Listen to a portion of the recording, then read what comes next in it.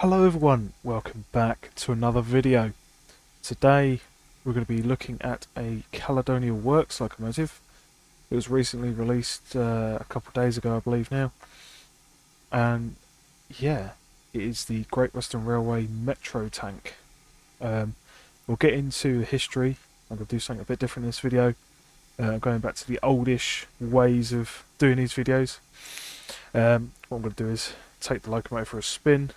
Then at the end of the video show you the manual and the history of it. So yes, I'm bringing that part of the video back from the early days. So yeah, as I said, I'm reviewing a Caledonia works locomotive, and it is Great Western, which is very different to what I usually review. So anyway, let's get into it. So as you can see, it's a tank engine. It's quite a sweet looking tank engine. It's very Western. There's copper cab nonsense everywhere. Yeah, it's a very nice looking loco. And as you can expect from Caledonia Works, it's been made to a very high standard. And again, sorry if I keep coughing and that in this video. I'm just getting over that cold from a few days ago. So yeah, like I said, from Caledonia Works you can expect a very high standard with their locomotives, and this one doesn't disappoint at all.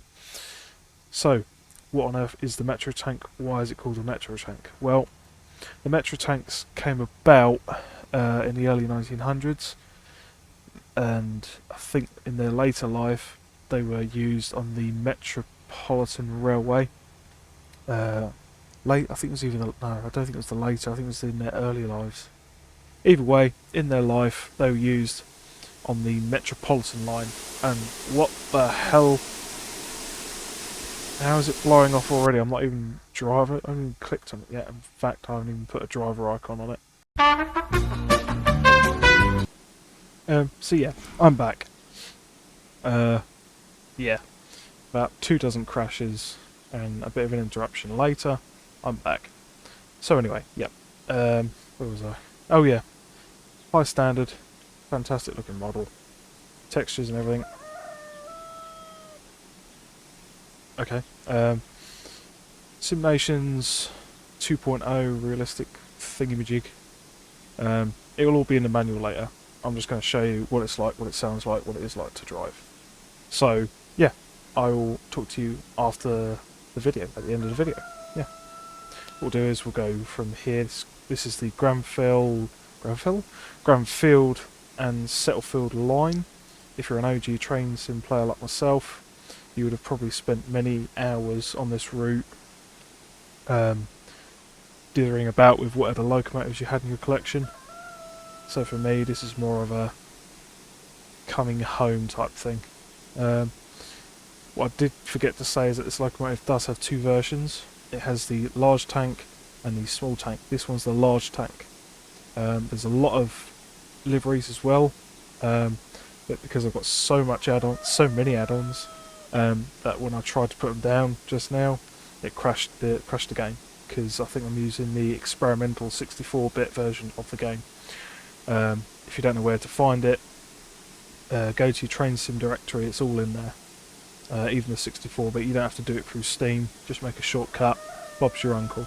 Anyway, yeah. So we're going to drive from Granfield up to Settlefield, and I'll talk to you at the end of the video.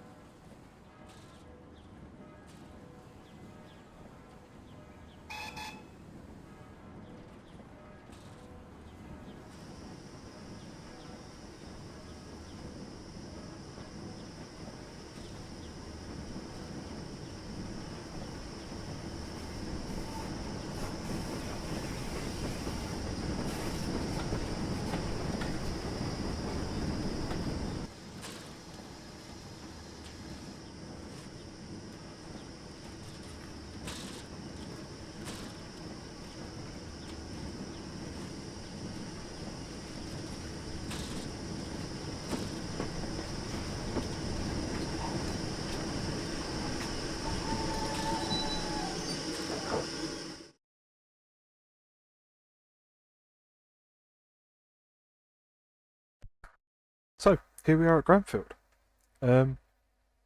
It's a brilliant locomotive to drive, to be honest.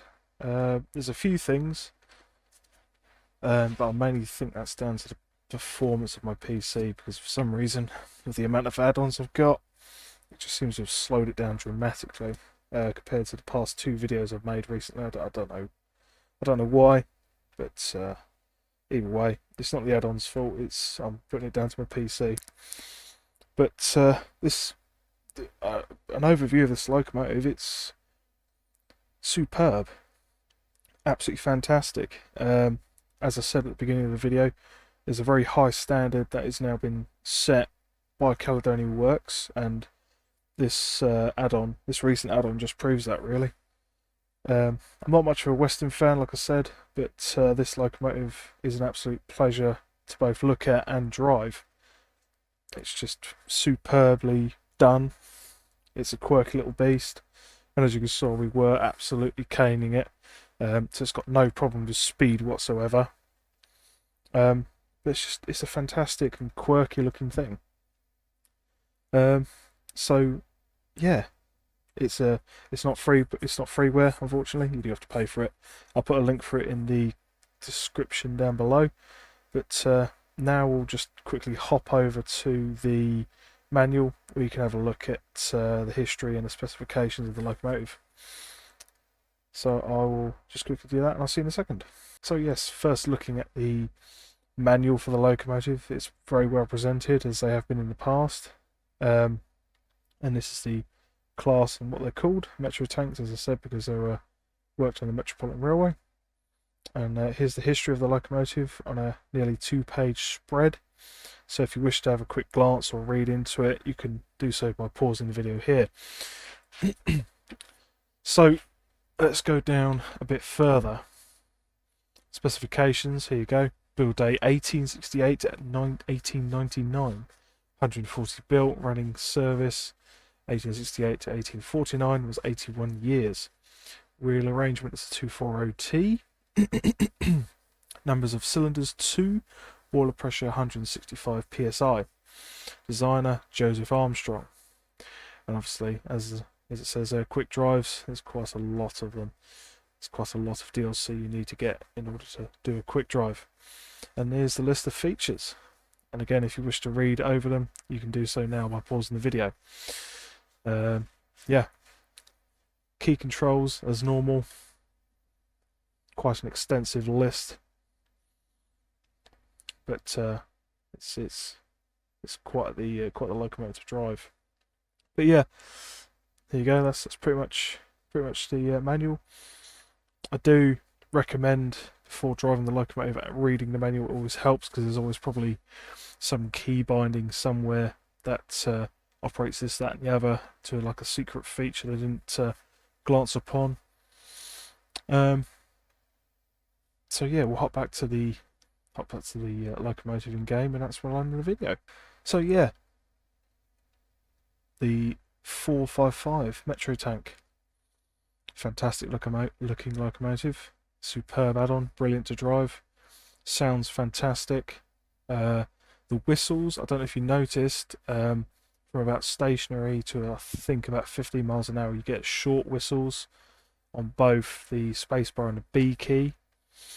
But above that you get a continuous loop, which I quite like. That's quite a nice little what would you call it? That's quite a nice little development, or little feature, because I've not seen that done before in any other locomotive. But it's just, yeah, it's fantastic, looks great. I can't really say much else, really, apart from pick up a copy now. It's pretty good. It's worth it. Anything from Caledonia Works is worth it, and so is anything else I review, really. So yeah, I'm going to end the video here. Thank you so much for watching, guys. If you wish to support my channel, please hit the subscribe button, give a like, and let me know what you think in the comments below. Alright, I'll catch you in the next one. See you then. Bye!